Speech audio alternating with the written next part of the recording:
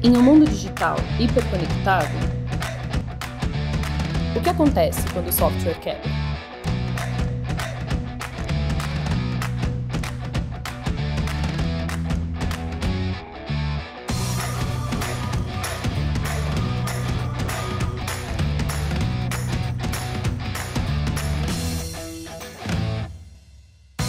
Difícil, não é? Calma, vai piorar. Novos concorrentes surgem todos os dias. Como você vai se destacar? Entendeu a importância da experiência?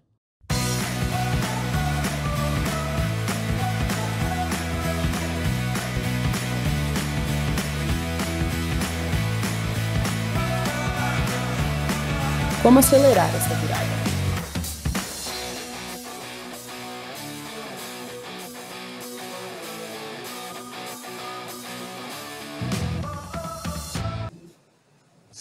Olá pessoal, meu nome é Emir, eu sou aqui da Imetrics e hoje a gente vai falar sobre performance no ambiente de produção de TI. Antes da gente começar, vou fazer uma introdução aqui na agenda, o que nós vamos falar hoje. Vou fazer uma breve introdução sobre o assunto, vamos falar de um case logo em seguida, depois vamos falar de desafios e tudo que envolve nele. Vamos falar de outro case, vamos atacar esses problemas e vamos falar como que a gente adiciona inovação nisso. Vamos fazer um outro case e vamos abrir para as perguntas. O objetivo aqui é que seja um bate-papo, junto comigo e os outros palestrantes, com o Oscar e o Kleber, e já vamos apresentá-los. Oscar, é com você. Pessoal, eu sou o Oscar, eu sou o CTO da Imetrics, eu já trabalho há uns 17 anos com TI. Eu estou na Imetrics já vai fazer acho, uns 8 anos. Já fiz de tudo, de programação, DBA, arquiteto de infraestrutura, SRE, e agora estou mais com essa posição de estrategista de TI, olhando essa parte de digitalização. Minha formação é em ciência da computação, já fiz um MBA na FGV em gestão estratégica de serviço e trabalhando muito com design e estratégia no meu dia a dia de trabalho agora. Obrigado, Kleber. Oscar. Kleber, é com você. Boa tarde, Emir. Boa tarde, Oscar, participantes. Meu nome é Kleber. Eu trabalho na Imetrics desde 2006. Sou formado em Ciências da Computação. Sempre trabalhei com performance, né? Minha formação de carreira foi de bancos de dados, né? Fui DBA antes de trabalhar na Imetrics. E dentro da Imetrics já exerci várias funções, já exerci vários tipos de projetos, tanto projetos de curto prazo quanto de longo prazo, mas sempre voltados para desempenho, capacity planning, otimização, troubleshooting, enfim, tudo que está relacionado à performance. Obrigado, Kleber. Bem, meu nome é Carlos Emir, também sou formado em Ciência da Computação, tenho MBA, tenho mais de 20 anos de experiência em TI, tenho mais de 10 anos em Telecom, já tenho outras áreas de experiência também, em seguro, essas coisas. Minha área de formação, de experiência em TI é Administração de Sistemas, e estou 1 ano e meio na Imetrics. Então vamos fazer a introdução? Vamos falar um pouco da Imetrics para quem não conhece. A Imetrics tem mais de 18 anos, fez 18 anos esse ano, tem mais de 1.000 funcionários e tem algumas linhas de negócio. Performance, que faz parte de testes não funcionais, testes funcionais, consultoria, onde tem RPA e Analytics, também tem gestão de serviços, que é Managed Services, e também tem uma área nova que surgiu ano passado, que é Cloud de Segurança. A Imetrics atua na América Latina e já fez projetos para os Estados Unidos e Europa. Bem, por que a gente vai falar de performance em produção de TI aqui hoje? Não vou entrar no assunto de corona, mas é visto e conhecido de todo mundo que os ambientes de e-commerce e de TI estão bem estressados nesse momento. Então, a imagem de estudo é onde tem dor. É por isso que a gente vai falar desse assunto. E porque é bastante relevante, muita gente tem aplicações em produção e como é que lida com isso? Eu sei a capacidade que tem esses ambientes, né, quantos usuários suporta, qual é o meu pico, qual é o meu horário de pico, como é que eu lido com isso? E produção, performance em produção de TI tem muito a ver com proatividade e reatividade. Tem a ver porque proatividade, o que você faz quando tem um ambiente de TI, de produção? Você pode agir proativamente ou reativamente. Ou você coloca um sistema em produção sem saber quanto ele suporta de usuários, ou você vai fazer essa análise depois. Em algum momento você vai tratar de performance, não é opcional. Cedo ou tarde você vai ter que olhar esse assunto, seja porque causou uma indisponibilidade ou não. E essa imagem eu achei bastante interessante porque ela mostra bastante esse conceito da proatividade e reatividade. Se você puxar essa bolinha, que é a representação da imagem, você está na área proativa. Se você soltar a bolinha, você perde o controle da ação e você vai ver a reação no final, que é do lado direito. Então, proatividade é antes da bolinha bater nas outras, reatividade é quando bater você já vai ver os efeitos. Então, é onde que você pode atuar, tá certo? A gente trabalha com diversas empresas, conhece bastante pessoal que gerencia e lidera essas áreas.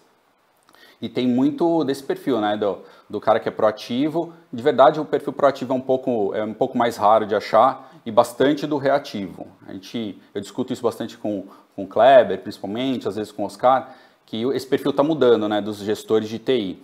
Eles estão olhando mais para a proatividade. Por quê? Porque o objetivo deles tem que passar a ser que TI agregue para o negócio. Então, se você está resolvendo um problema em produção, você está sendo reativo. Nesse caso, você está deixando de agregar, você está investindo seu tempo em outra coisa. Então, cada vez mais a gente vai ver gestores trabalhando nessa proatividade, trabalhar para evitar problemas, para que ele consiga focar seus esforços para melhorar, para que TI agregue ao negócio, tá certo?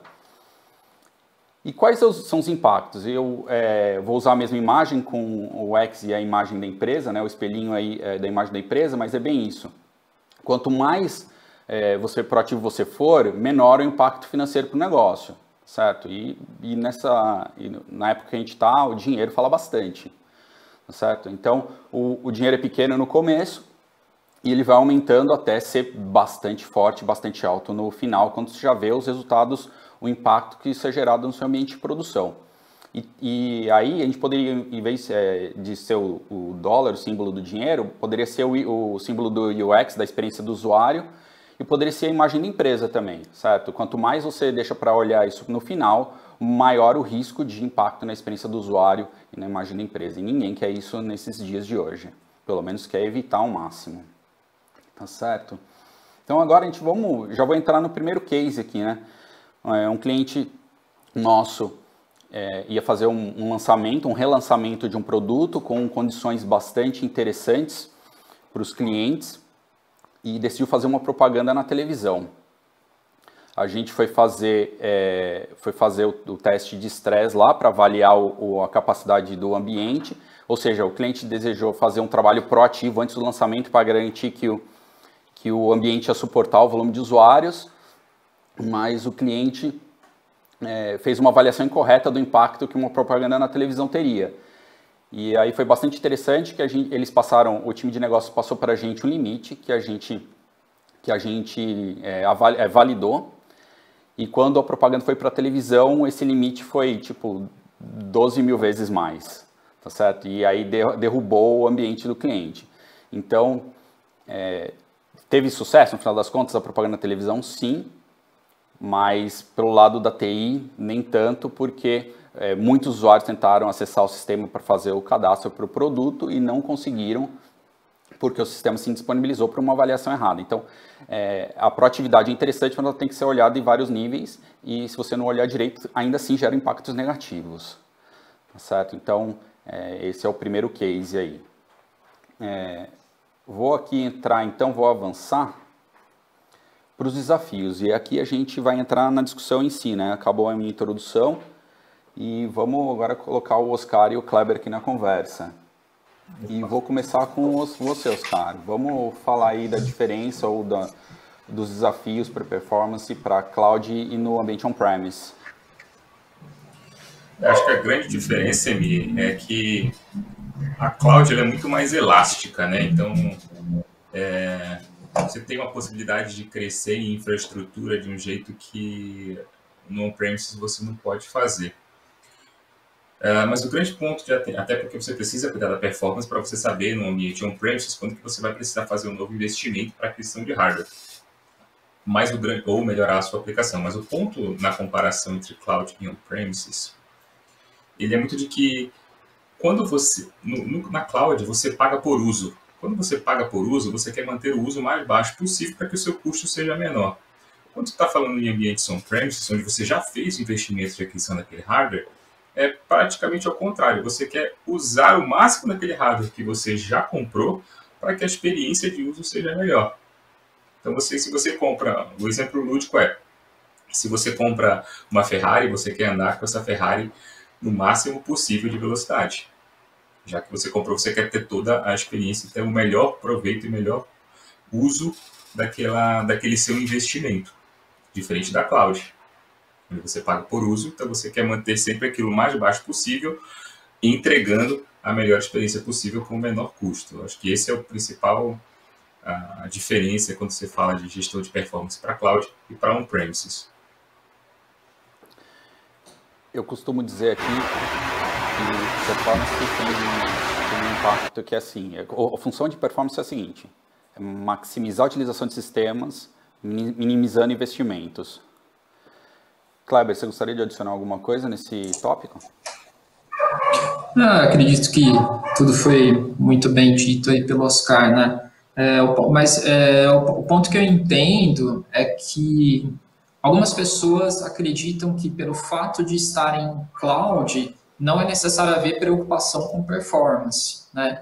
E pelo fato da elasticidade, pelo fato da facilidade que você tem de scaling, e de tantos outros fatores. Mas, na prática, o que a gente vê não é isso, né? A gente vê notícias publicadas aí nas mídias e redes sociais o tempo todo, falando de clientes que estão com problema de instabilidade, ou de instabilidade, ou de desempenho, e essas pessoas, essas empresas estão 100% em cloud, né? Então, além da parte funcional, é muito importante você se preocupar também com o não funcional, seja lá qual for o ambiente, né? Seja lá se você tem o seu data center próprio, ou se você está usando uma arquitetura em uma nuvem, seja essa qual for. Obrigado, Kleber. E a gente também tem os desafios do front-end. Qual dos vocês dois vão me ajudar com esse tópico?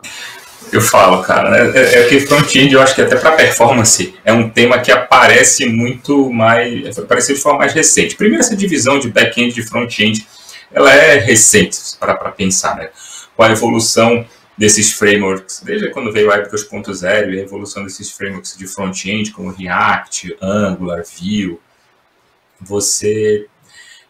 e a chegada das aplicações cada vez mais próximas do browser para aproveitar o recurso das máquinas, da máquina que está rodando a aplicação, a preocupação com performance ela surge também logo na sequência, só que ela é um pouco diferente de como a gente está acostumado a trabalhar no back-end. Hoje em dia, quando você se preocupa com front-end, você tem que se preocupar, por exemplo, com o tempo que demora para os scripts chegarem, a quantidade de requisições que estão sendo feitas para o servidor que está servindo as informações estáticas, aumentar o máximo de paralelismo possível, trabalhar com recursos assíncronos de tela. O HTTP 2.0 chegou, o HTTP 2 chegou aí para apresentar formas diferentes de trabalhar com a sincronicidade, com reaproveitação de túnel. Então, tem toda uma preocupação que antigamente não se existia quando se falava de performance de aplicação web e mobile também, por que não? Porque você tem que se preocupar com o recurso e utilização de hardware do app que está rodando a aplicação, que não existia antigamente quando quem fazia todo o processamento era o servidor e te entregava já aquela página praticamente só para ser renderizada. Então surge uma nova preocupação com o JavaScript, como que ele está sendo entregue, como que ele está renderizando, como que está a dependência desse JavaScript, tempo para primeiro byte, começam a surgir outras métricas que você tem que se preocupar, porque é aquilo que tu falaste no começo. A experiência é super importante. Então, quando você tem diversos concorrentes num mercado que está quase que saturado, como no mercado financeiro, entregar uma experiência boa é super importante. E preocupação com performance em front-end está muito ligado com a experiência de uso da aplicação também. Eu estava lendo sobre e-commerces e como o front-end impacta grandes e-commerces. E a Amazon soltou uma pesquisa que a cada 100 milissegundos de demora ou de velocidade a mais, isso resulta num impacto financeiro de receita de 1%. Ou seja, 100 milissegundos de atraso no carregamento de uma página representa 1% do faturamento da Amazon. Então, isso acho que já dá a dimensão do impacto de performance no front-end também. Clebão, gostaria de adicionar algo? Além do que, pela facilidade que existe de testar o back-end, né, fazer teste de desempenho em back-end, as pessoas acabam esquecendo um pouco de front-end. Né? Existem também maneiras de se fazer teste de desempenho em cima de front, em cima de mobile e tal. Então, isso precisa estar muito agregado, muito junto. Né? Posso falar sobre batch? Eu acho que vamos falar do back-end? Vamos. Um ponto do back-end, na comparação do back com o front, que tem uma coisa também que é a gestão, é a possibilidade de gestão. Quando você está falando de performance em back-end, geralmente você está falando em servidores que você tem o controle do que pode acontecer. Então, o tuning que você pode fazer, ele pode acontecer tanto na aplicação quanto na camada do hardware ou do cara que está no meio, né, do middleware, que está interagindo aí com as requisições. Quando você está olhando para o front, você tem pouco domínio sobre isso. O device que está rodando a aplicação, o computador, não é gerenciado por você, empresa, é gerenciado pelo usuário. Então, o notebook é dele, o celular é dele. Então, isso é uma mudança de paradigma, é que você tem menos áreas de atuação. Então, o trabalho tem que ser mais refinado sobre a própria aplicação em si. Então, fazer gestão de performance de uma aplicação que está rodando num dispositivo que você não tem o controle, e lembrando que você está falando de apps mobile, a variedade de dispositivos que existem no mercado, de vendors, de versões de iOS e de sistema operacional, e a combinação disso tudo cria uma gama de possibilidades para impactar a performance que é quase ingerenciável. Então, o ponto de atenção é muito grande, e isso é muito nessa linha que o Clebão falou de back, onde é mais gerenciado, que você tem mais tecnologia para falar, e você tem processos muito maduros para tratar com isso. Particularmente no ambiente de produção, a gente tem vários desafios, principalmente no back-end, para rodar um teste de performance ou para avaliar performance. Clebão, que desafios você vê no back-end para fazer uma avaliação de performance em produção? Existem várias, né? Mas uma das principais coisas que eu entendo é você conseguir reproduzir problemas de performance quando eles acontecem apenas em ambiente produtivo, né? E aí você precisa criar uma boa estrutura não produtiva, infraestrutura, ambiente, massa de dados, versões de software, etc, etc, etc, para conseguir reproduzir problemas em ambiente não produtivo, para que você possa testar e testar suas soluções, inclusive.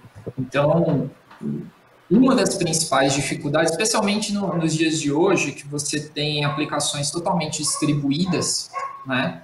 A gente está saindo de vez de ambiente monolítico e muitas vezes de bancos de dados monolíticos para bancos de dados distribuídos também, sistemas de gestão de dados distribuídos.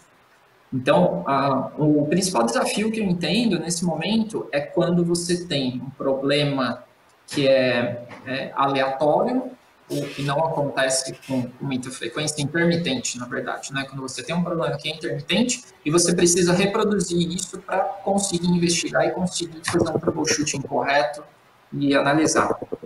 Então, E aí que entram as ferramentas de APM, que são muito bem-vindas, a gente deve falar sobre isso mais para frente, mas as ferramentas de APM, hoje em dia, utilizam técnicas de machine learning, inteligência artificial, para apoiar em troubleshoot, etc. e tal, descobrir a causa raiz.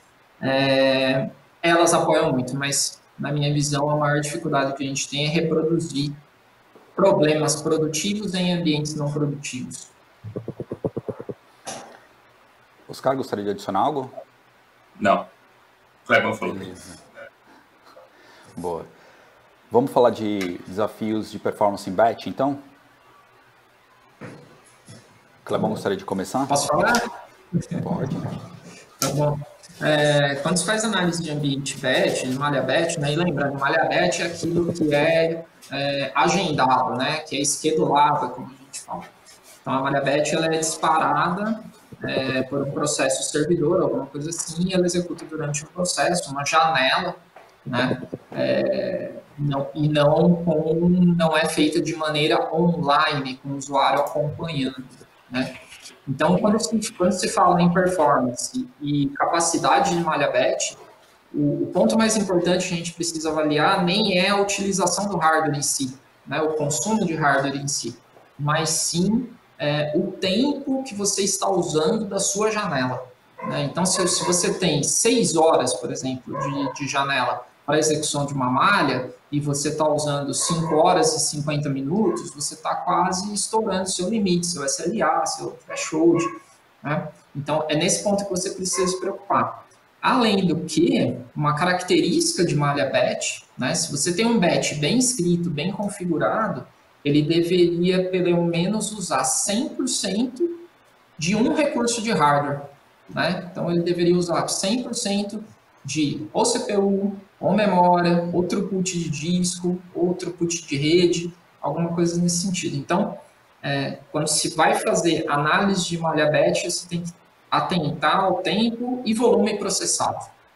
Volume processado versus tempo. Através disso é possível fazer correlações, identificar padrões, usar machine learning para fazer um modelo regressivo, entender quanto tempo você precisa para cada volume processado e assim por diante. Legal, esse é aquele caso de processamento on-premises também, né?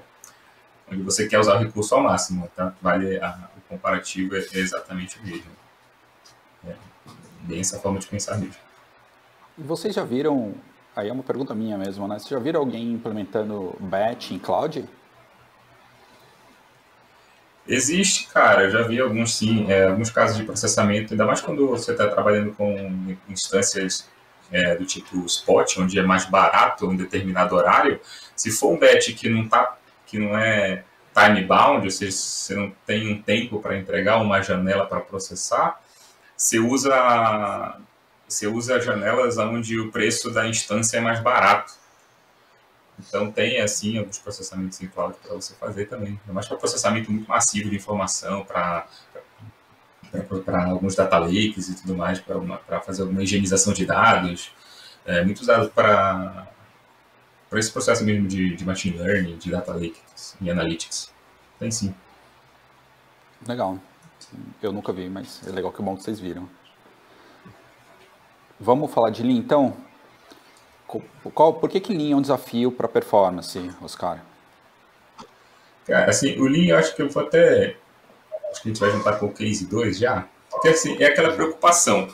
A performance, ela não simplesmente... Ela não pode ser simplesmente um pensamento de tecnologia em si. Quando digo tecnologia, é uma preocupação com tempo de resposta ou janela, atender uma janela de processamento batch. Ela tem que ser muito na experiência em saber se eu estou, de fato, executando todas as etapas dentro daquele processo que eu preciso executar. É o próprio pensamento do Lean. Eu preciso disso, eu preciso fazer isso agora.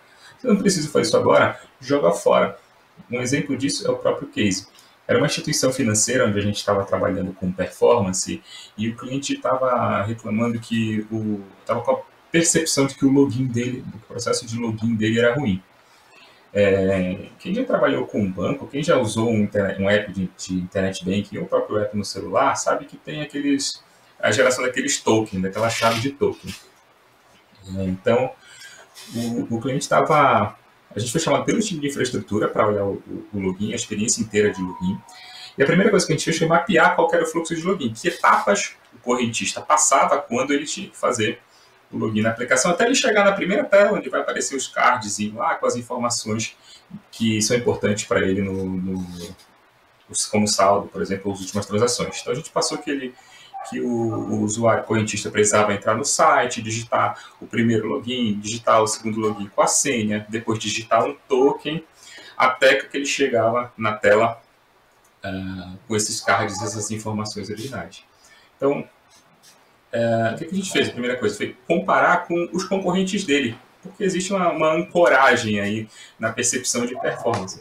Os tempos em si estavam bons, não estavam tão ruins de cada interação, mas eram interações demais entre o correntista que estava usando a aplicação e o próprio sistema. Então a gente foi comparar com os concorrentes dele. Esse banco aqui, ele só digita o login e a senha, ele não precisa digitar o token. Esse aqui digita só o login e a senha também, não precisa do token. Esse quarto banco aqui precisa de login e senha.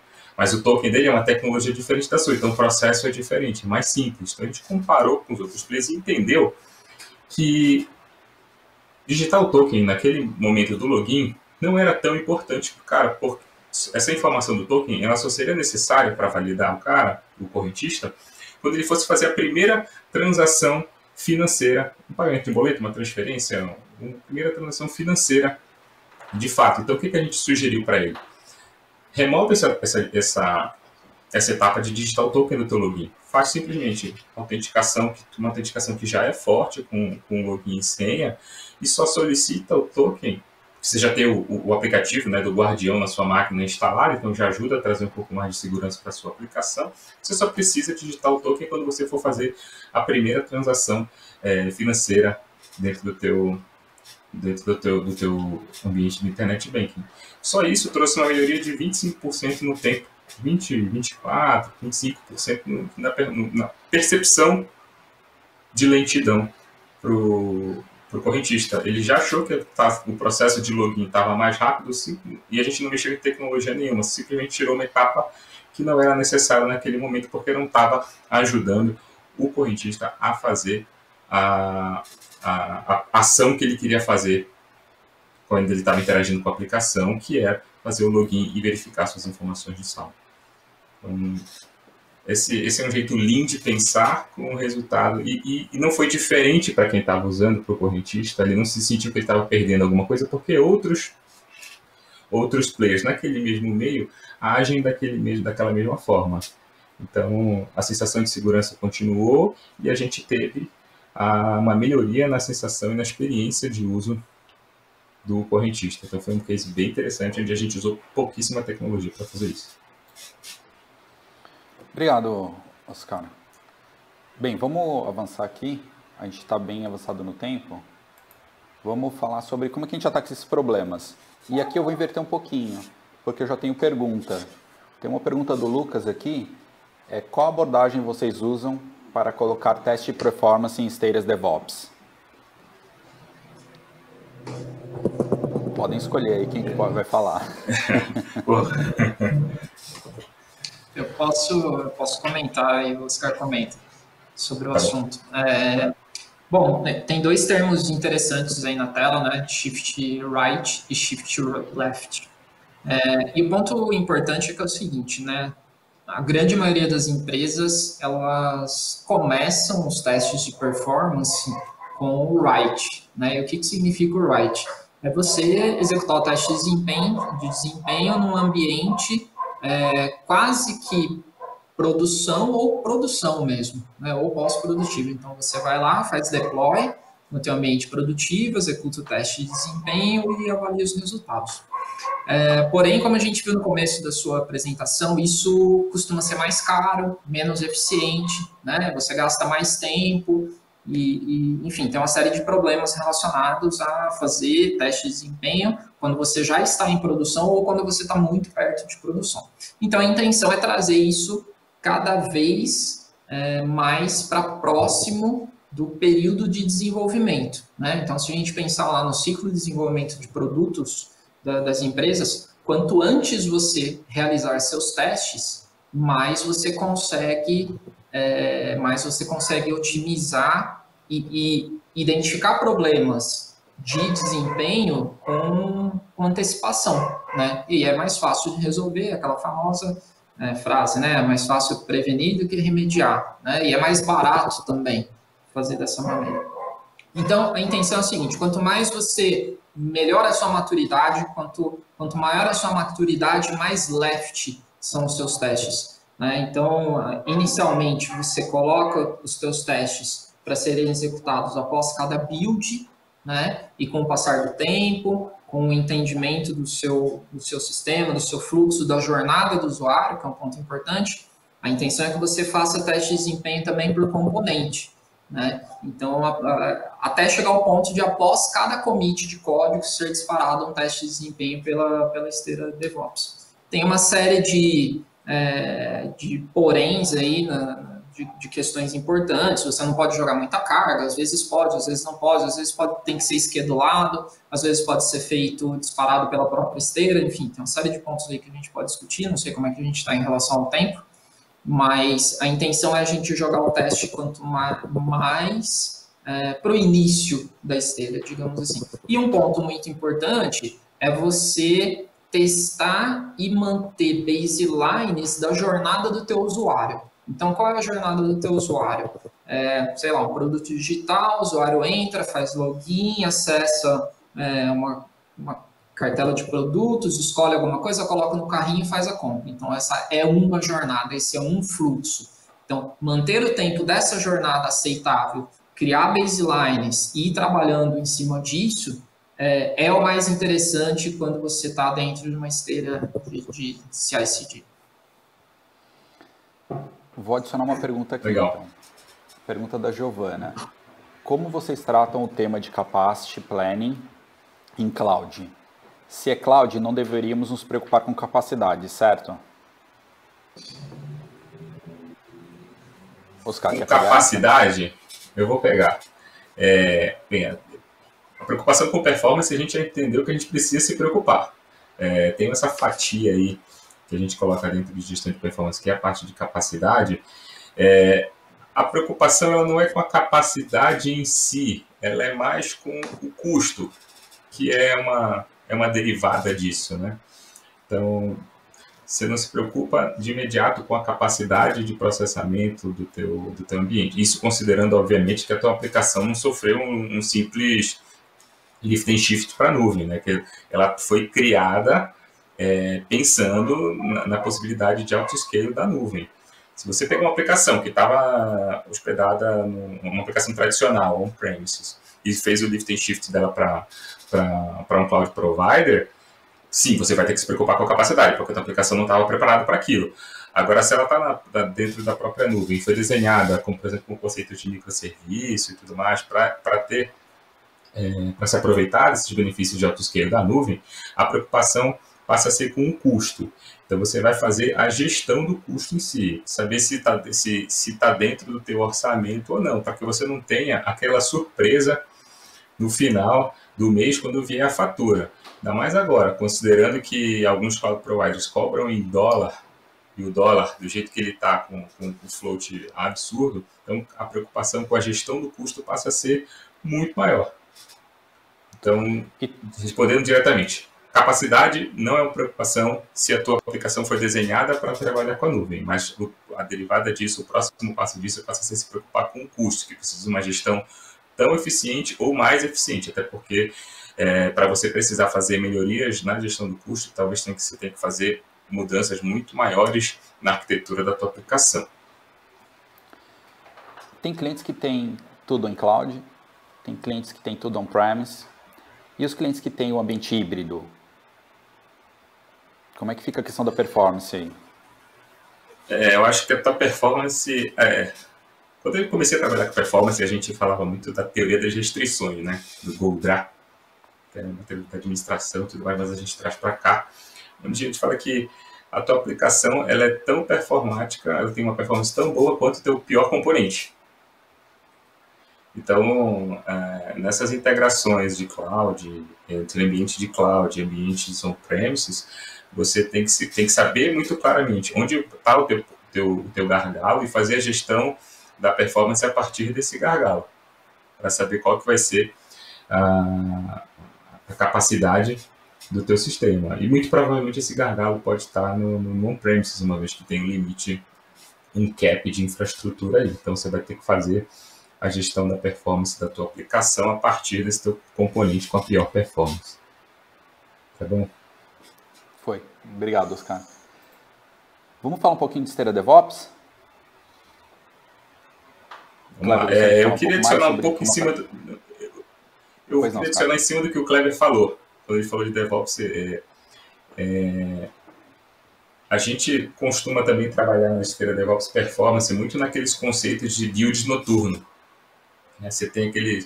Eu não sei se não são todas as empresas que trabalham assim, mas quando você vai adicionando, se preocupando com qualidade, seja ela funcional ou não funcional, e dentro de não funcional eu coloco também a parte de segurança, você não consegue fazer todas as validações que você precisa dentro da sua esteira, porque já começam a ser validações demais. Então você cria ramificações da tua aplicação e começa a fazer a gestão dessas coisas que são mais não funcionais nesse ramo lateral, nessa branch da tua aplicação lateral. Isso envolve muito esse conceito de build noturno, nightly build, né, que você vê por aí muito em ambientes de open source. Então, essa preocupação com performance, ela acaba acontecendo nessa branch de builds noturnos, onde diariamente você vai executando esses testes de performance automatizado e trabalhando nos baselines que o Kleber comentou. Então, você tem baseline, você sabe quais são as mudanças que aconteceram no teu código, na tua aplicação, naquele dia de trabalho, e à noite você vai avaliar se o conceito, com os testes que você faz pendurado na esteira, se a performance da tua aplicação mudou ou não. Se mudou, você sabe que você tem um problema para trabalhar ali, dentro daquele próximo sprint, ou nesse sprint que está acontecendo. Eu acho que esse conceito que o Kleber comentou, de trabalhar com baselines não funcionais, e até funcionais também, por que não, eles são o ponto-chave para você trabalhar com esses itens pendurados dentro da tua esteira DevOps. É garantir que nada está indo para baixo, que a tendência seja sempre de melhora, seja ela de performance, funcional, de segurança, de usabilidade, o que quer que você esteja medindo. Oscar, a gente já viu clientes que fazem 100, 150 deploys em produção por dia, assim como clientes que fazem super poucos. Para esses clientes que fazem pouco, faz sentido. E para esses clientes que fazem muitos deploys em produção, como é que fica? Tem uma máxima recente que é monitoração é o novo teste, né? Então você tem que trabalhar muito, muito forte com uma monitoração eficiente, e o Clebão comentou muito bem da parte de APM. Então trabalhar com APM é super importante, e trabalhar com alguns conceitos de Blue and Green, teste AB, para você conseguir fazer todos esses deploys, avaliar qual foi o resultado desse teu deploy, e performance é uma coisa que você precisa avaliar quando você está fazendo esses testes de AB ou fazendo deploys em ambientes Blue-Green, e conseguir fazer uma tomada de ação rápida com o resultado dessas avaliações que você está fazendo. De onde você tira a maior parte dessas informações? Da tua ferramenta de APM. Por isso que a APM é uma base super importante para você fazer todas essas avaliações nesses ambientes onde você faz deployments cada 5 minutos. Legal. Clebão, tem uma pergunta aqui. Explica para a gente a diferença entre stress test e capacity planning.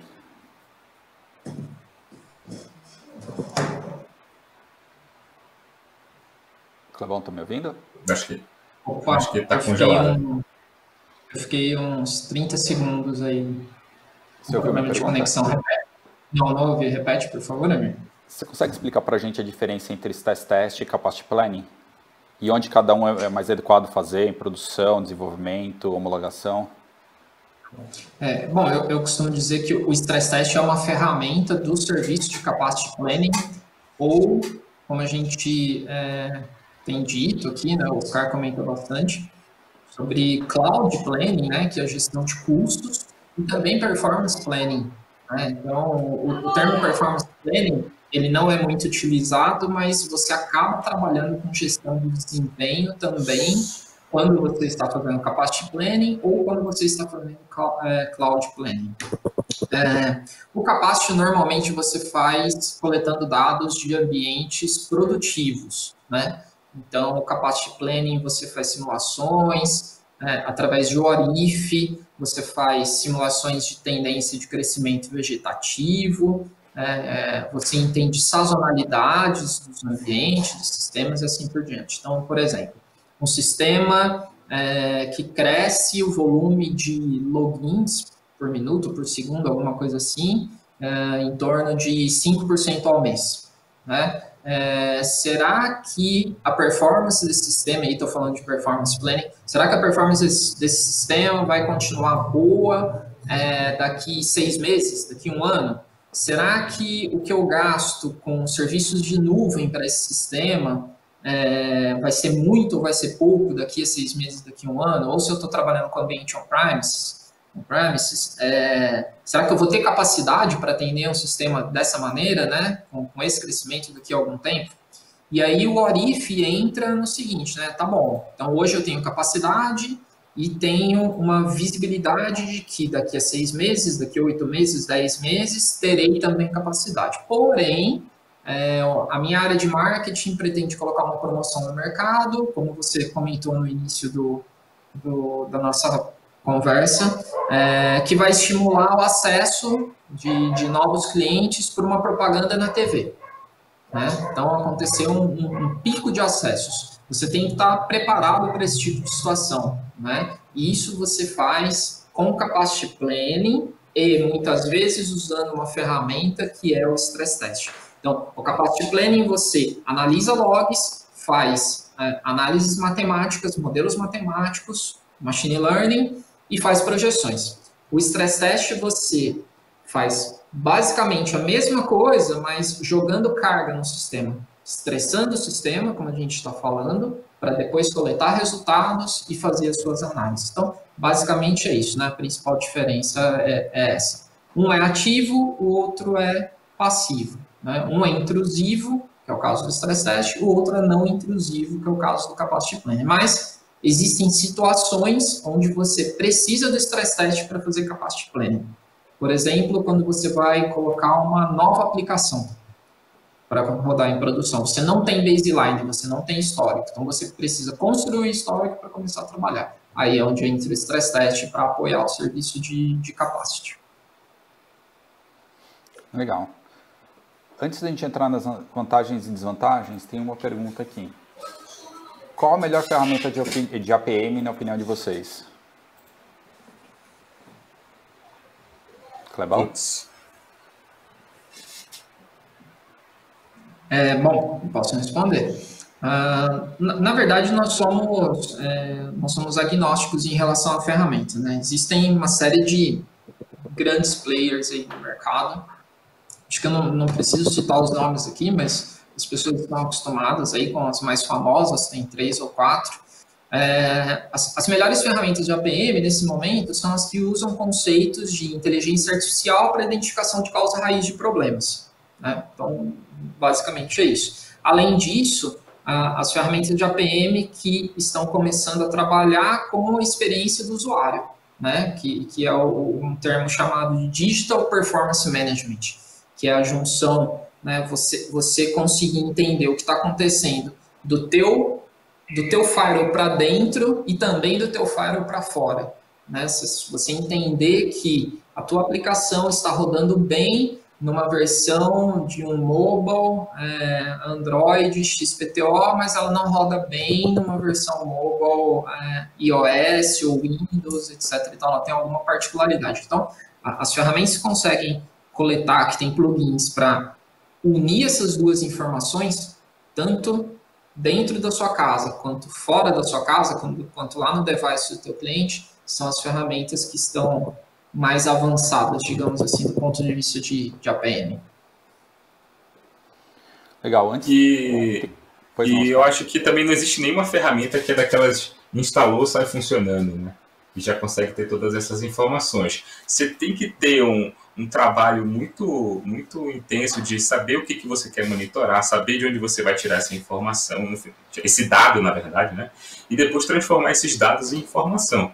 Sejam elas negócio, sejam elas informações de infraestrutura, de componentes específicos da tua aplicação ou de mesmo de negócio, né? De experiência do usuário. Acho que isso é importante também. Então tem que ter esse trabalho de adequar a ferramenta que você está utilizando, que você escolheu utilizar, seja ela open source, gratuita, ou seja ela de um grande player do mercado, mas ela tem que se adequar bem à tua aplicação. E tem um trabalho para ser feito muito intenso aí de instrumentação e monitoração da tua aplicação. Isso é um tópico importante, é interessante, Oscar, que a gente já viu muito cliente falando, olha, basta instalar os agentes da ferramenta que eu estou monitorando e o ambiente está totalmente monitorado. Isso é uma verdade? Não, para mim não. Se você está simplesmente coletando dado e isso é monitorar para ti, tudo bem, mas a gente já está, hoje em dia você já fala em monitoração em outros níveis, você está querendo saber a jornada do teu usuário, qual que é o impacto, quais são, por que componentes da tua aplicação o usuário passa durante aquela jornada, como que está o funil dele dentro dessa jornada, onde ele está caindo mais dentro desse funil, onde ele está dropando desse funil. Então, tem muita coisa além de simplesmente instalar um agente e achar que está tudo muito bem monitorado. Tem um trabalho muito grande, ainda mais em ambientes de microserviço, onde fazer tracing é cada vez mais complicado. Você tem que se preocupar de um jeito como você se preocupa com uma feature funcional. Você tem que se preocupar também com monitoração e com a operação do próprio sistema em si. Não é simplesmente instalar. Quem dera eu que fosse. Todos nós, né? Bem, eu vou avançar um slide aqui. Antes da gente falar de inovação, eu vou falar das vantagens e desvantagens do Shift Left e do Shift Right. E aí Oscar e Kleber podem entrar a qualquer momento, tá? Shift Left tem vantagem, se for pensada performance desde o início do processo, assim como o Shift Right tem a vantagem do conhecimento sobre o ambiente produtivo. Obviamente você vai melhor gerenciar quanto melhor você conhecer. O Shift Left ele é mais barato. Aí a gente já discutiu isso aqui nos slides anteriores.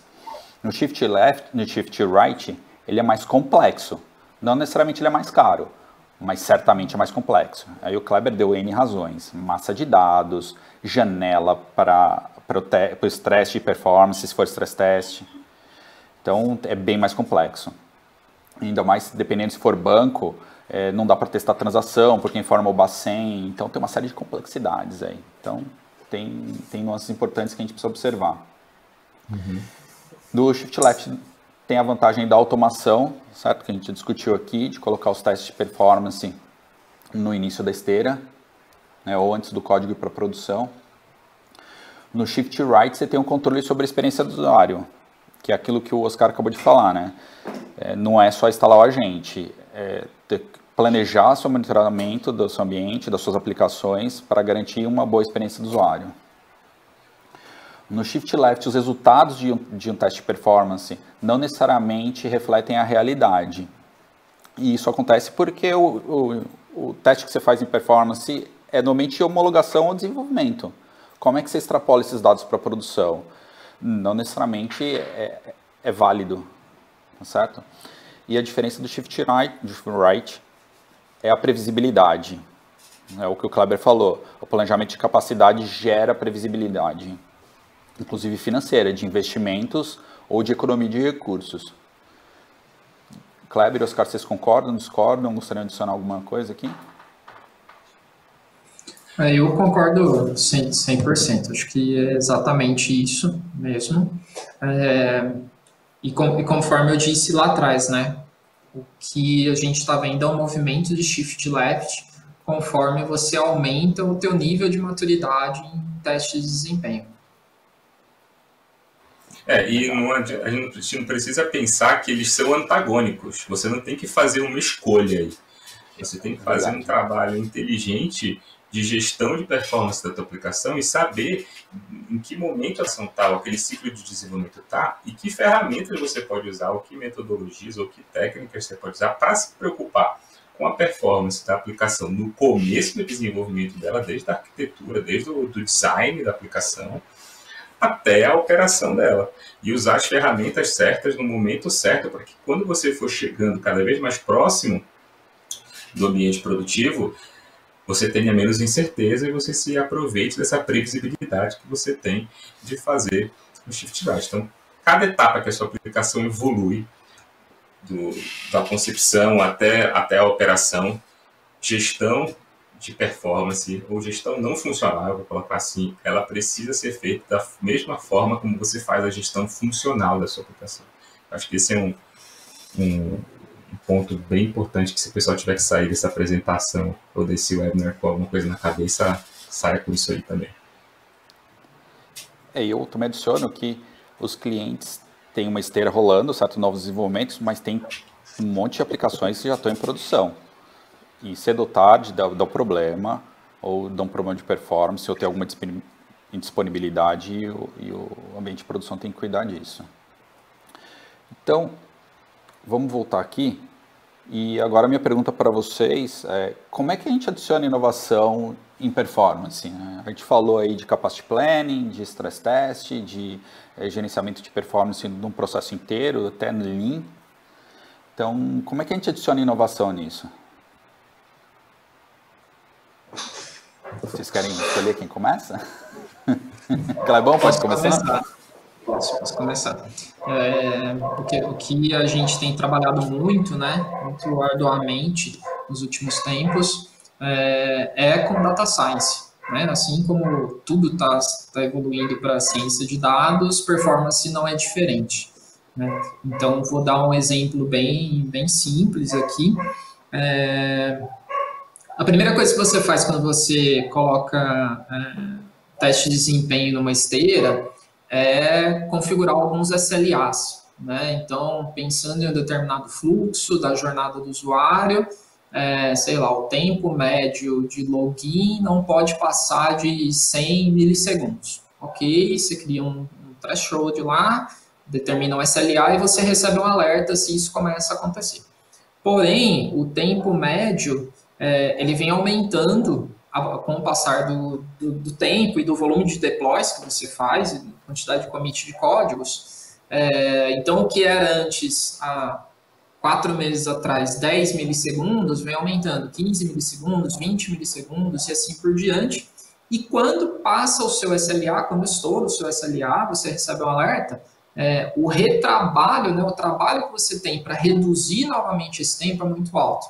E aí que entra o data science, aí que entram ferramentas que nós temos em Metrics, e, enfim, a gente desenvolve para isso, que é identificar tendências, né? Identificar tendências, ou seja, identificar uma série de dados que não é estacionária, identificar uma tendência de aumento de tempo ou de diminuição de tempo, também é importante identificar, automaticamente, e alarmar quando você começa a perceber o problema, e não deixar estourar o tempo lá na frente, para que você tenha que atuar rapidamente e, às vezes, parar uma squad que está produzindo alguma coisa, produzindo um produto, uma feature de um produto, para resolver problemas de performance, para fazer debug, para analisar ferramentas de APM e assim por diante. Então, de novo, né, quanto antes você conseguir testar, quanto antes você identificar os problemas, mais barato e mais fácil de ser resolvido.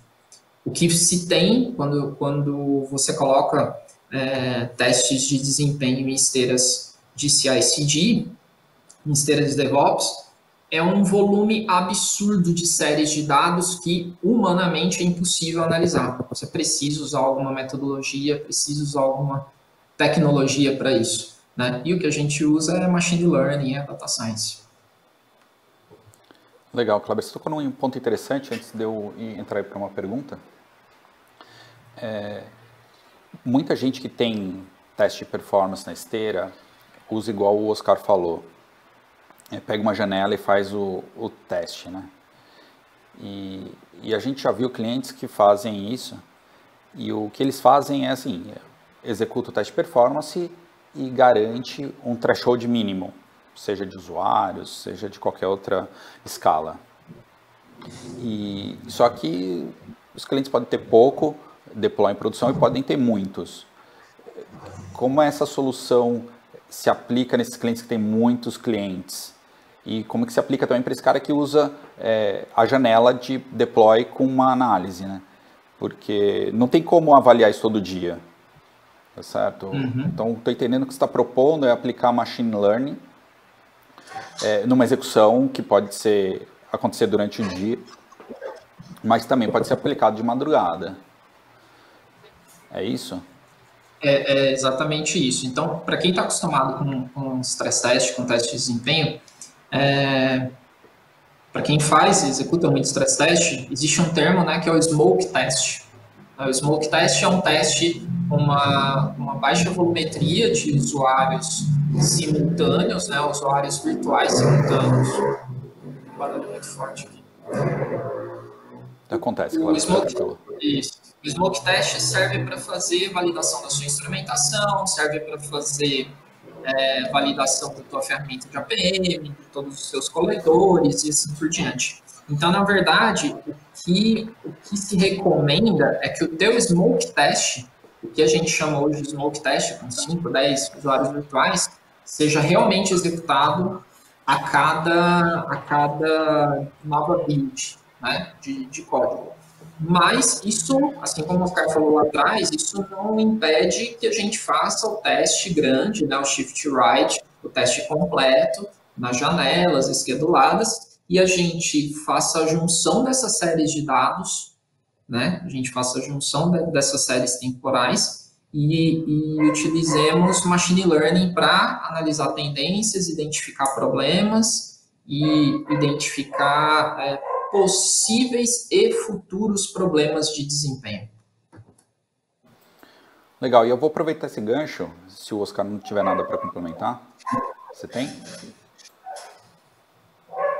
Eu gosto de falar demais, sei lá. Fica à vontade. Vou falar rápido.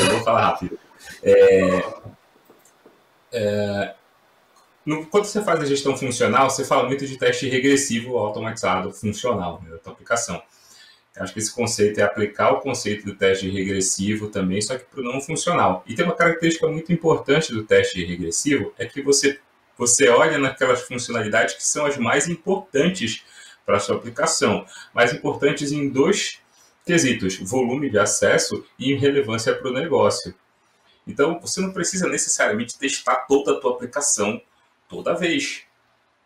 Ou mesmo que seja com volume baixo. Testa aquilo onde vai ter o maior volume de acesso, testa onde vai ter o maior impacto financeiro para ti, por exemplo, se não estiver funcionando, ou o maior impacto de imagem, como tu havias comentado no começo da apresentação. Então, limita de forma máxima o teste que você puder executar, pensando nesses quesitos. Então, para você ter um pouco mais de celeridade, conseguir usar bem a janela de teste que você tem.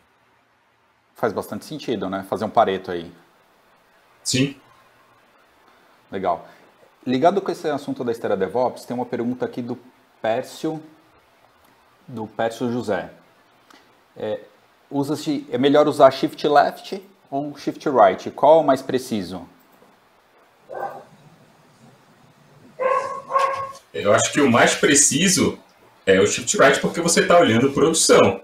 Só que os impactos que pode causar, se você tiver um problema de performance e a aplicação já estiver em produção, são muito maiores do que você estiver testando com o Shift Left. Então, acho que vai muito naquilo que a gente havia comentado anteriormente. Usa as duas coisas. Saiba que cada uma das duas ferramentas pode entregar de melhor e usa isso.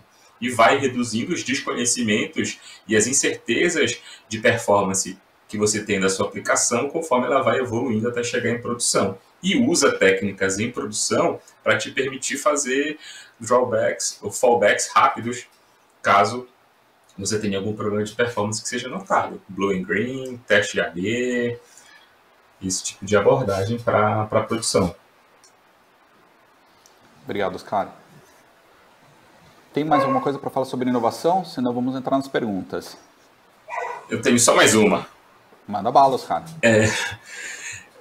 Eu acho que a inovação, durante muito tempo a gente sempre pensou em performance como uma responsabilidade do time de infraestrutura, pelo menos dentro das empresas grandes. E a inovação ela não precisa ser necessariamente só de tecnologia para trabalhar com isso, mas com uma forma de pensar diferente. Então, com a adoção cada vez maior dessas práticas DevOps ou do próprio SRE, que é como o Google implementa DevOps, que é como eles dizem, a preocupação com performance ela passa a ser trabalhada também como requisito do produto, e um requisito não funcional, mas explícito. É o tal do performance by design, ou performance por especificação. Você especifica, você enquanto PO, enquanto gestor do seu produto, enquanto stakeholder, tem que dizer o que você espera da performance da sua aplicação. Quanto tempo o usuário ele deve levar, ou qual é a sua expectativa para esse usuário que vai utilizar a sua aplicação, tem que usar, para passar por aquela jornada que você está desenhando. E com isso em mente, você já faz o desenho da aplicação, você já faz a codificação dela e os testes que você vai fazendo dentro das sprints, não só pensando no funcional, mas pensando na performance em um baseline que foi aceitado entre o stakeholder e o time que está fazendo desenvolvimento e operação. Então, esse pensamento de SRE, de DevOps, que aproxima a operação de um produto digital para junto do time de desenvolvimento, ele traz também esse conhecimento, essa competência que ela tem que ser levada em consideração pelo PO e pelos stakeholders quando eles estiverem, por exemplo, fazendo o refinamento ou o mapeamento do backlog que vai ser desenvolvido dentro daquela sprint. Então, não é só PO, ouça meu clamor, não é para se preocupar só com o funcional, se preocupa também com o não funcional, a experiência do usuário está lá dentro. Não é só fazer a coisa certa, é fazer a coisa certa com uma experiência muito boa para o usuário, senão ele vai para o concorrente. Você colocou uma coisa legal, Oscar, que performance mais no início, né, do planejamento do projeto, passa a envolver outras equipes que normalmente não fazem parte desse planejamento de performance. Por exemplo, a área de negócios da empresa. Eles vão ter que começar a se preocupar com essa questão de performance, mesmo não fazendo parte do escopo, sei lá, não existe mais isso de trabalho desses equipes. Então assim, quando você está falando eu vou trazer um pensamento de mercado financeiro. Quando você vai fazer você é banco, você vai fazer a sua integração com as entidades externas, como a CIP, como o Bacen, por exemplo, você sabe a janela que você tem para entregar aqueles arquivos lá para essa entidade externa. E você vai se preocupar com isso quando você estiver fazendo... Você de negócio está se preocupando com isso, porque é um combinado que você tem com uma entidade externa que vai te cobrar por isso. Pensa na performance da aplicação para o usuário final do mesmo jeito.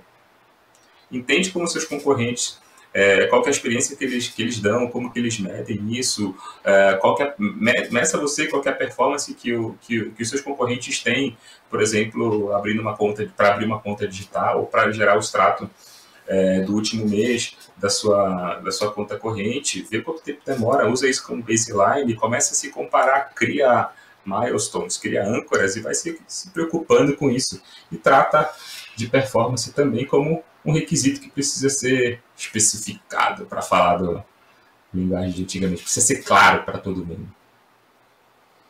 Mesmo porque pode gerar impacto na arquitetura, né? Totalmente. E no custo, né? Claro, né? Se você não eventualmente... Pode falar.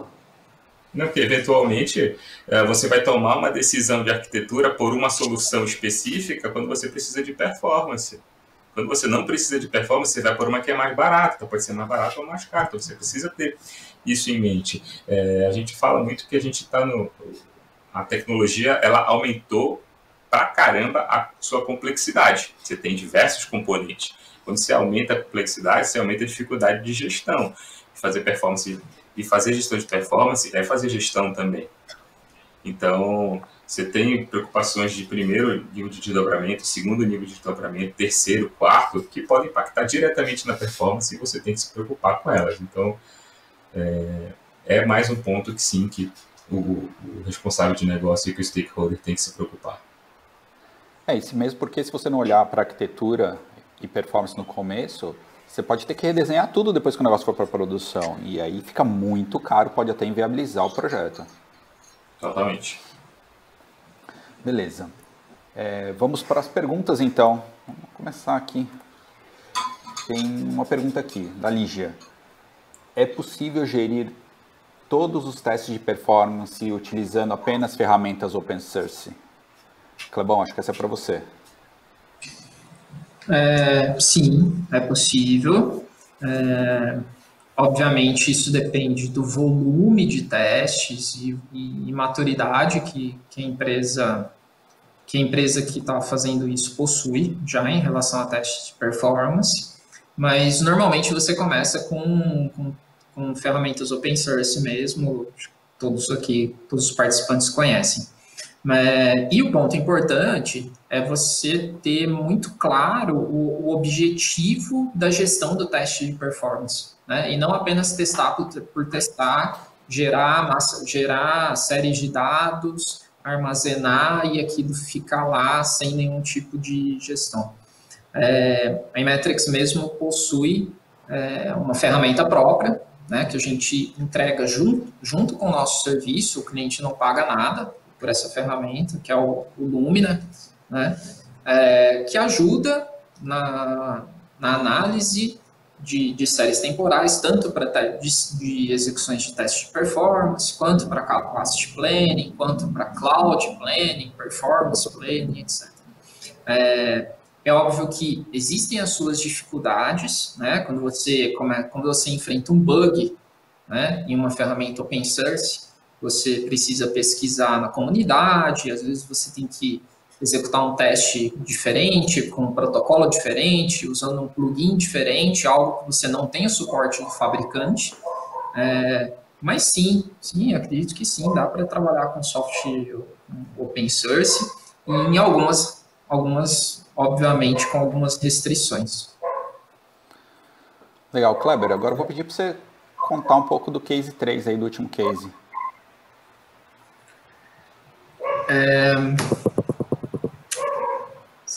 Você me recorda qual que era o case 3? Qual que a gente tinha? Não, eu não lembro, para ser honesto. Os caras, você lembra?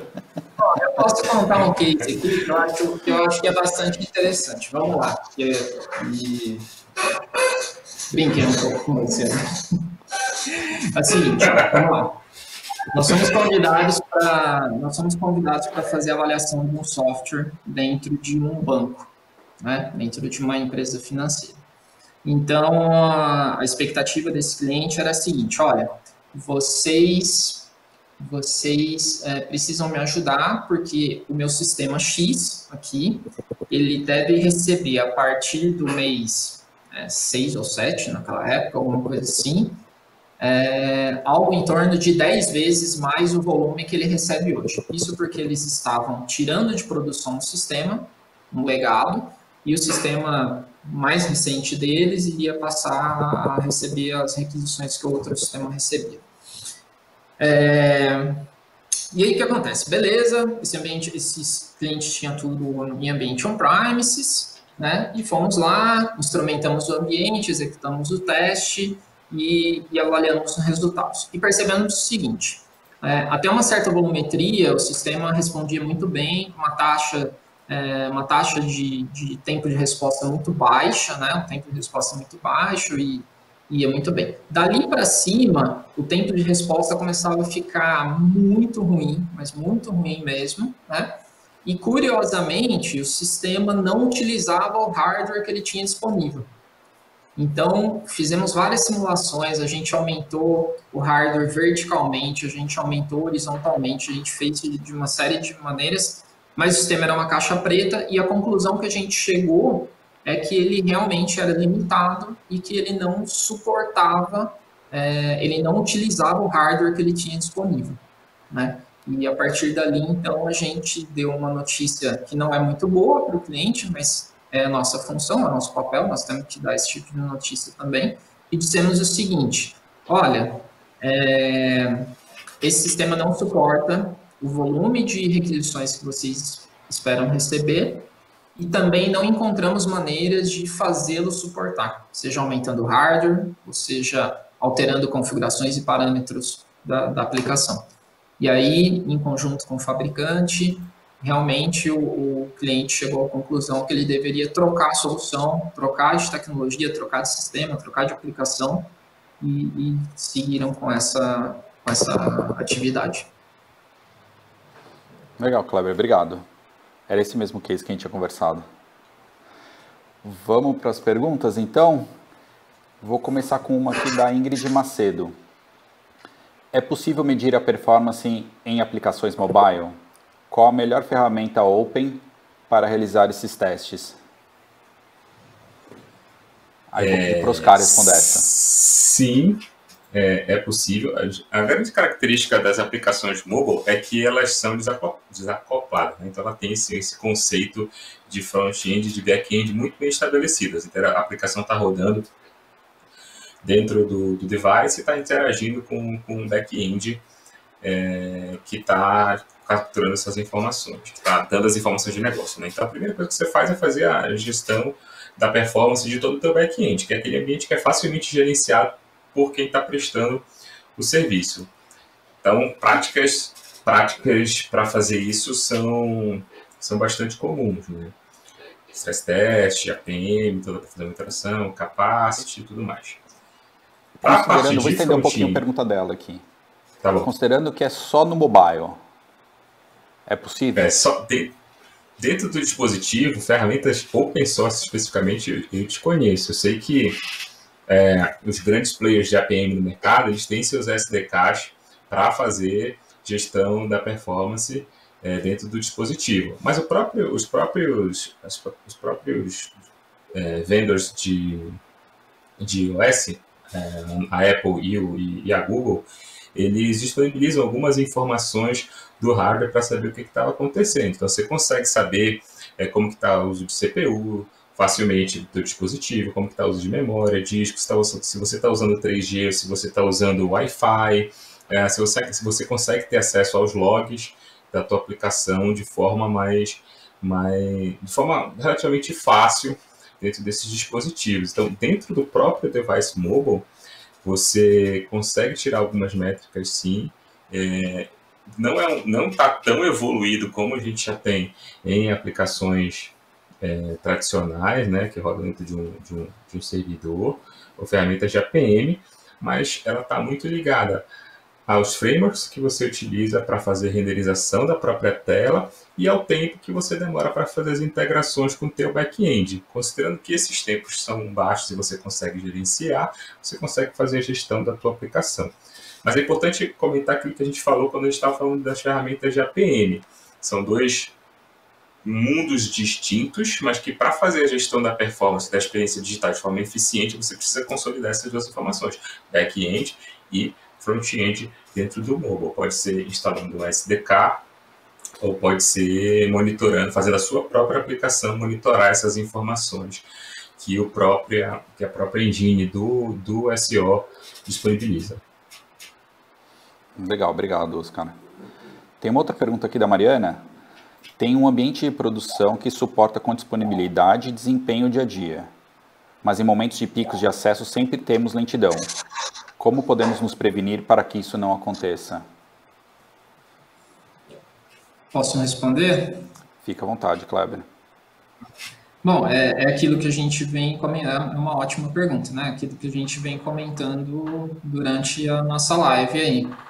Você precisa se preparar para isso, né? Você precisa, através de estimativas de marketing, através dos seus baselines, através dos seus dados históricos, você precisa estimar o volume de acesso, o volume de requisições que você vai ter nesses dias de pico, né? E precisa preparar o seu ambiente para isso. Então, como é que se prepara o ambiente para isso? Fazendo capacity planning, fazendo cloud planning, fazendo stress test para aferir aquilo que você preparou, né? Não tem muito segredo. Você precisa se preparar para isso, saber o volume de requisições que você vai receber nessas sazonalidades, né, nesses dias específicos, e se preparar para isso, fazer configurações no ambiente para isso. Não sei se eu trabalhei bastante com ambiente de telecom, né? Então acho que algumas pessoas aqui vão se recordar disso, que o dia 31 de dezembro, né? Depois das 10 da noite, ninguém quase conseguia fazer ligações, né? Ninguém conseguia fazer ligações, a gente não tinha muito SMS naquela época e nem dados móveis, né? E as empresas foram trabalhando, se preparando para isso, aumentando suas redes, aumentando suas disponibilidades. E hoje em dia esse problema quase não ocorre ou não ocorre nessas sazonalidades. Então você precisa fazer o teu resumo da história, você precisa fazer o teu capacity planning pensando sempre nos piores casos e nunca na média dos teus dias, do teu dia a dia, né? Os dias normais, digamos assim. Obrigado, Kleber. Esse tempo também no mercado de meio de pagamento. E o pensamento era exatamente o mesmo. Você sabe quais são os seus dias de maior movimento e suas horas de maior movimento, os seus minutos de maior movimento, e você se prepara para isso. E com o tempo, quanto mais você consegue fazer essa correlação do teu negócio com a tua infraestrutura, você vai ganhando uma maturidade de gestão, de performance absurda, a ponto de você conseguir, primeiro, fazer bolão para dizer, ó, eu acho que no dia, considerando o movimento, o crescimento que está e o mercado, no dia de maior movimento, eu vou fazer X mil transações por segundo. É um risco muito grande ir no cheiro, né? Não dá para ir no cheiro nesses ambientes. Tem que conhecer bem e conhecer os limites. Uhum.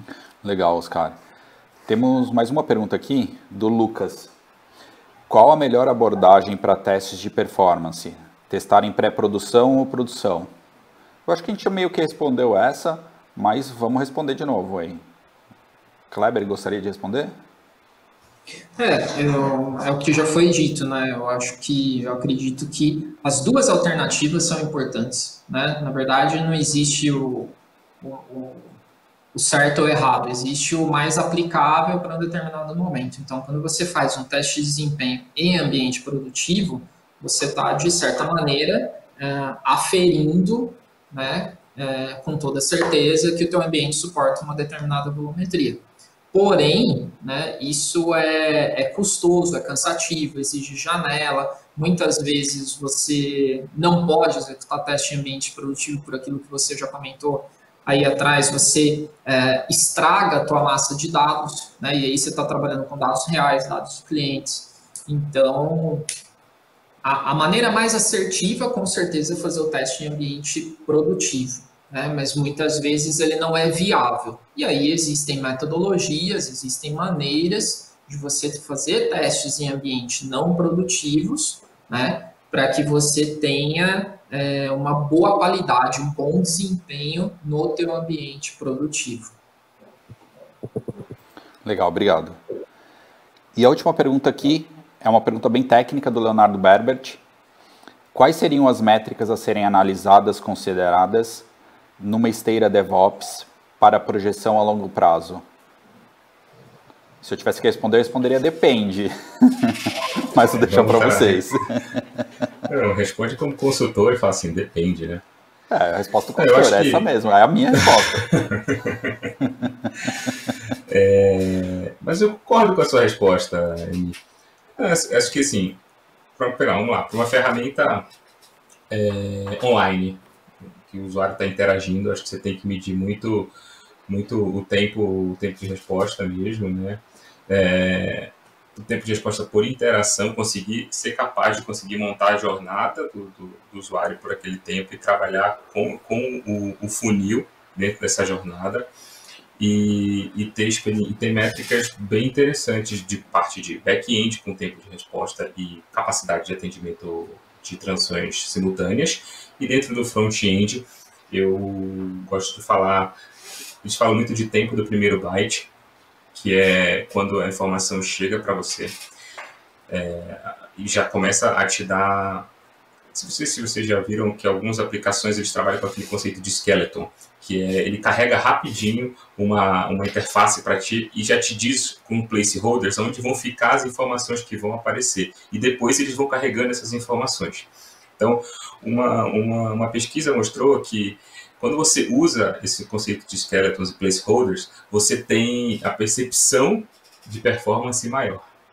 Como que você mede isso? Então, esse placeholder ele é mais leve de ser carregado, de ser entregue pela aplicação até o dispositivo que vai fazer a renderização do front-end. Esse tempo até você entregar a primeira parte desse teu skeleton é o first byte, time to first byte. O tempo até você entregar o primeiro byte. Mede esse cara se você está falando com aplicações mais modernas, que usam esses frameworks tipo SPA da vida, um PWA, com React, Angular ou Vue, que eu acho que vai te dar uma boa noção de quanto tempo que a tua aplicação está levando, ou qualquer percepção de performance que a tua aplicação está dando para o teu usuário final. Então, tempo de resposta no teu back-end, first time, tempo para o primeiro byte no teu front-end moderno. Legal, eu li que a Amazon usa bastante essa questão desse skeleton e tem bastante bons resultados para eles.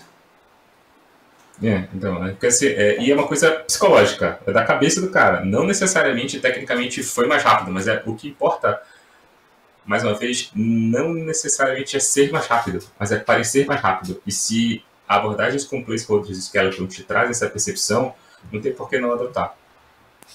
O usuário tem a sensação que reduz a latência também, né? Então, isso. O tempo para ele tem a sensação de que é reduzido. Legal, senhores, a última pergunta do Wagner Ruiz. Na ideia dos POS, ou na ideia dos POs, caso eles começam a se preocupar com performance, seria possível planejar sprints o mais cedo possível? Left, entre parênteses, ou mesmo assim ficaria para um sprint mais para o final do projeto? Boa. Vai depender da abordagem que você usa. Eu gosto de pensar que uma fatia da tua capacidade de entrega daquela sprint precisa ser gasto com dívida técnica. E performance, no fim das contas, acaba sendo tratado como dívida técnica. Então, você gasta lá seus 10%, 20% dos teus pontos que você tem no planejamento daquela sprint para trabalhar com dívida técnica. Se você não tiver um backlog de dívida técnica grande, você pode trabalhar com números menores. Se você tem backlog de dívida técnica grande, você aumenta esse percentual. Então, acho que uma boa divisão é um 80-20 ou um 90-10. Né? Considerando que você vai ter essas duas classes. Se você trabalha com um Kanban, o Kanban tem o conceito de classe de serviço, que é quando você tem que trabalhar em alguma determinada atividade ou história que ela é bloqueante, ou que ela é super importante e urgente de ser trabalhada, como um incidente, por exemplo. Você pode adotar classes de serviço mais relevantes para problema de performance também, se for interessante para a sua metodologia. Outro ponto que eu quero falar também de metodologia nesse meio é o conceito do Error Budget do SRE.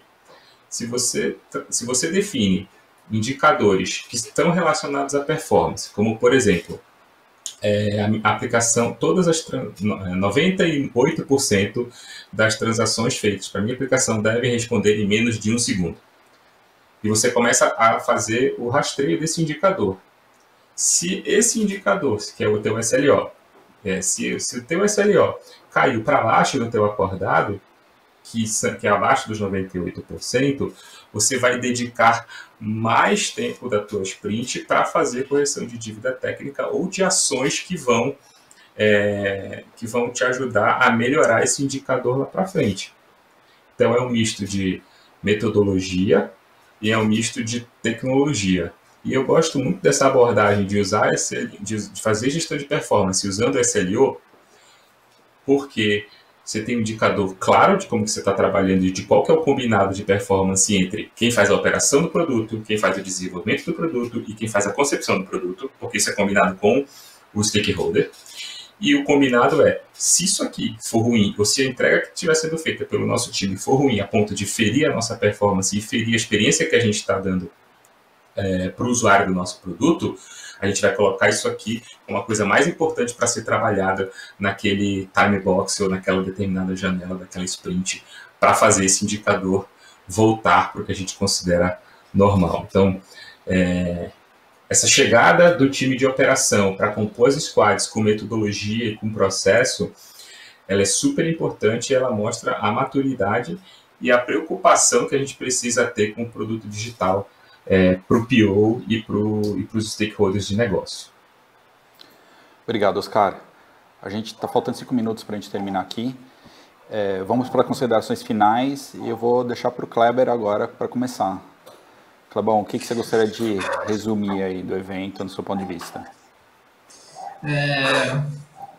Se eu puder deixar uma mensagem para todo mundo, é que o quanto antes, né, a gente se preocupa, o quanto mais left você se preocupar com desempenho, menor o custo e melhor para todo mundo, né? Então, a performance, sim, tem que ser pensada desde o design, desde o desenho da aplicação, desde a escolha da tecnologia, desde a escolha da infraestrutura e assim por diante. Então, na pergunta que foi feita aí anteriormente, né, sobre o PO e qual momento que o PO consegue, a minha visão é que ele tem sempre que se preocupar, né? Performance, segurança e funcional são 3 entidades aí que têm que andar juntas, né? Não dá para a gente se preocupar apenas com uma ou apenas com 2. A gente tem sempre que estar atento à performance, ao desempenho das nossas aplicações. E quanto antes, né? Quanto antes assegurar e se preocupar com performance, melhor. Obrigado, Kleber. Oscar? Tríade de performance, de segurança e de funcional, ela é super importante e a gente entendeu que todos esses produtos digitais precisam se preocupar com isso, com essas 3 coisas na mesma intensidade. Por isso que a Imetrics também, que sempre trabalhou com performance e parte funcional, também trouxe a parte de segurança para dentro do seu portfólio, porque a gente precisa se preocupar com essas três disciplinas, com esses 3 temas desde o começo. Se for para a gente sair daqui com uma mensagem, eu vou repetir aquilo que eu falei. Convençam os seus POs. Se você quer PO, entende que performance também é uma responsabilidade sua e ajuda o time de Ops e de SRE a convencer os stakeholders de que ele precisa se preocupar com performance e criem indicadores SLIs e SLOs voltados para performance e comecem a medir isso. É um combinado entre todos. Acho que essa é a mensagem que pode ser daqui. Pessoal, é isso aí. Estamos encerrando. Obrigado pela participação de vocês. Se você gostou, se cadastra nos nossos canais, Instagram, LinkedIn, Facebook, que tem certeza que vão ter outros eventos aí. Se for relevante para vocês, aproveitem e curtam. Muito obrigado. Valeu, gente. Obrigado, gente. Usem máscara. Usem máscara, hein? Lavem as mãos. Valeu, pessoal. Valeu.